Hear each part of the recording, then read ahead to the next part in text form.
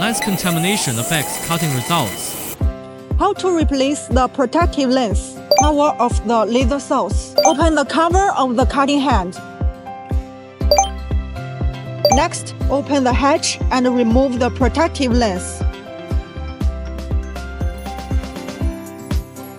Prepare a new protective lens and then we will start to replace the protective lens.